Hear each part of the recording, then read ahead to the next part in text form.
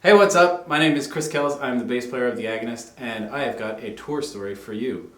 So I can't remember the exact year, but we were on tour with, it was us, Winds of Plague, Death Angel, and Devil Driver. And I believe we had toured like a lot that year, and the tour had happened in the fall, and we were all just kind of like exhausted and didn't really want to be on tour anymore. And because we're all from the East Coast, the band is based in Montreal, but Vicky is from Chicago.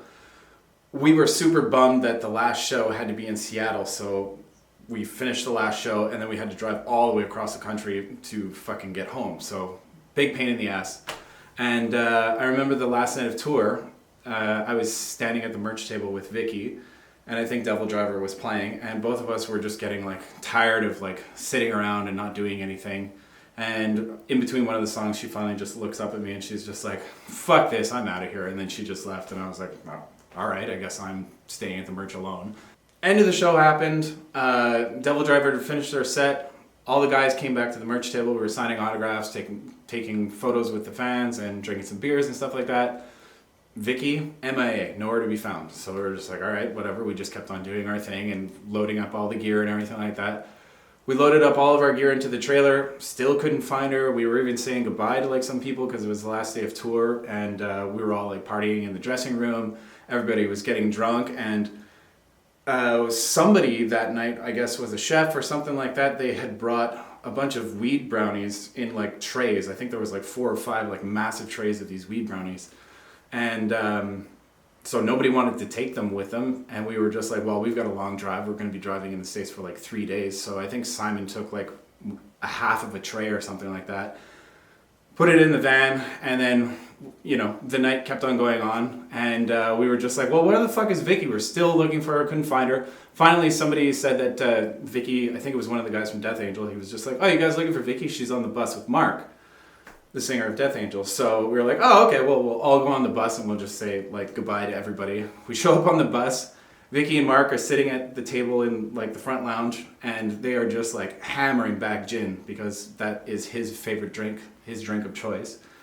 And we could all see in her eyes, we were just like, oh crap, she is smashed. So we hung out for like a little bit, and then we were just like, all right, come on, we gotta go. Like everybody's leaving. She goes to get up from the table, completely falls over, knocks over everything on the table, and we were all like, oh shit, we didn't want to make a mess in Death Angel's bus. And Mark is just as equally wasted as Vicky was, and he was just like, it's fine, don't worry. And we were just like, all right, okay. Say all of our goodbyes and everything. And we get off the bus. Vicky is wasted, like couldn't even walk 3 feet in front of herself without like stumbling or practically falling over. So we were like, all right, okay. We had to put her into the van because she couldn't even like get up into the van. Finally got her in there. She just face planted right on the van bench and just like passed out right away.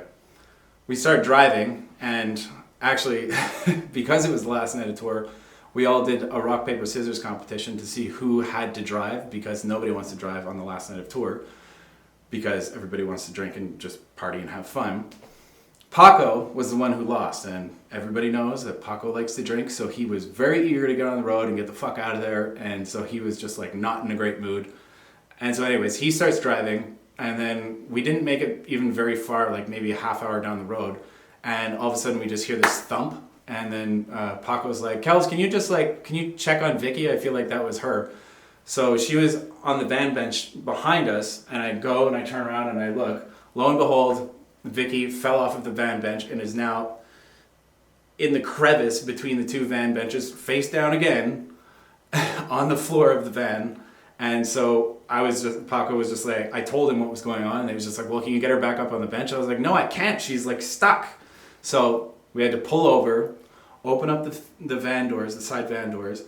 And when we did that, we were trying to like get her out so that we could put her back on the bench. So we pulled her out a little bit. Instantly she starts throwing up. So she's throwing up for about 20 minutes, has no idea what's going on. Finally get her back on the bench, and then away we go.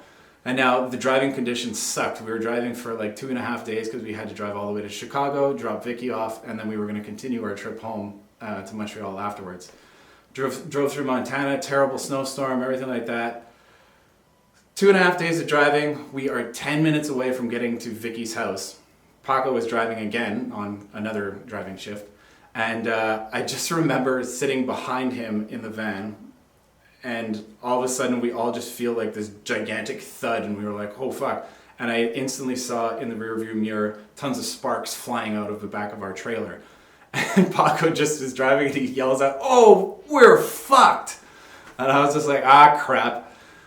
He pulls over onto the shoulder of the highway because we had lost one of our trailer tires. And when we pulled over, Simon had said, because he was sitting co-pilot, and he looked in his mirror, as soon as that tire, I guess like the tire flew off, because Simon, when he looked in the rearview mirror, literally saw the tire, and it bounced once, twice, and then we were driving over a bridge, but not a bridge over water. It was like an overpass onto like another street or something.